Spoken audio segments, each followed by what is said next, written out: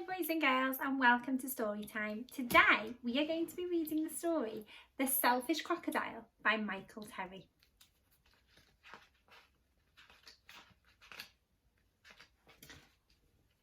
The Selfish Crocodile. Deep in the forest in the river lived a large crocodile.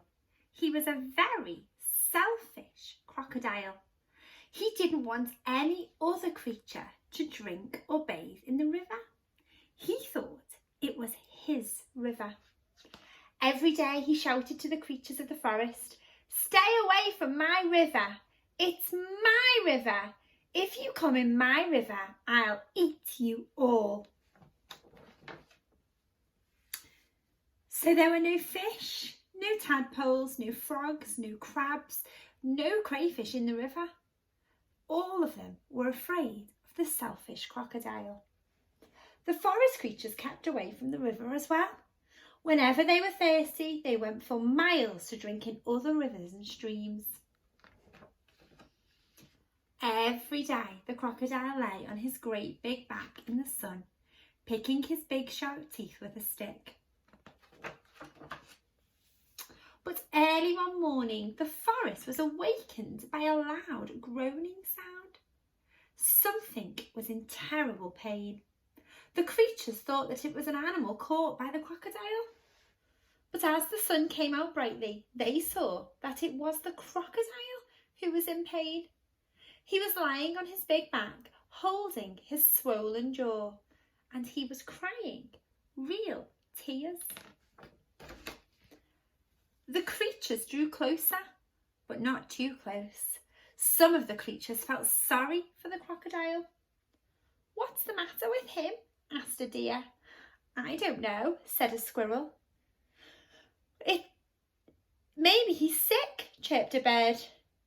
"Well, if he's sick, it might be safe to go in the river," grunted a wild pig. The animals thought about this. They hung from the branches, they hung from the vines, they buzzed in the air, and they shook their heads as they watched the great big crocodile in pain. No animal tried to help.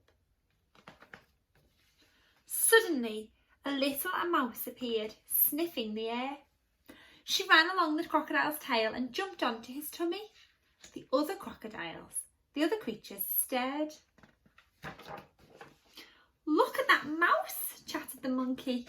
"He's either very brave or mad. He's going to be eaten for sure," said an iguana. The mouse crept along the crocodile's big neck and into his open mouth.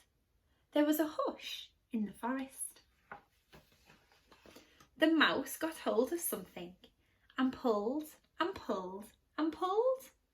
He put it on his shoulder and walked out of the crocodile's mouth. There was a loud cheer from the other astonished creatures. The crocodile sat up and said, "I don't feel any pain anymore. It's all gone." Then he saw the mouse walking down his tummy, carrying an enormous crocodile tooth on his shoulder. "Your bad tooth was giving you toothache," answered the mouse, turning around to face the now smiling crocodile. "Do you want it back?"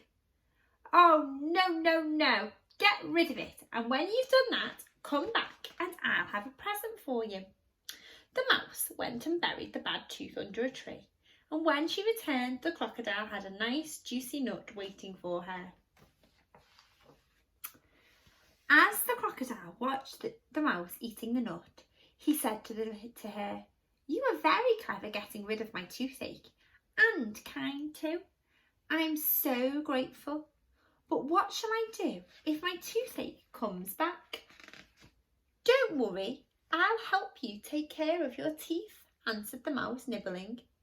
Soon the crocodile and the mouse were the best of friends. One day the crocodile sent all the animals an invitation.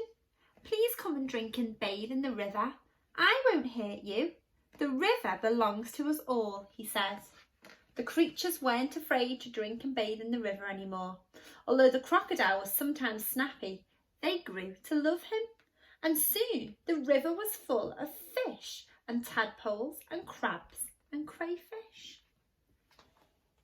Oh, boys and girls, wasn't that a lovely story all about how being kind and being helpful and being friendly can make our world a better place to be? Take care, boys and girls. I'll see you all tomorrow. Bye.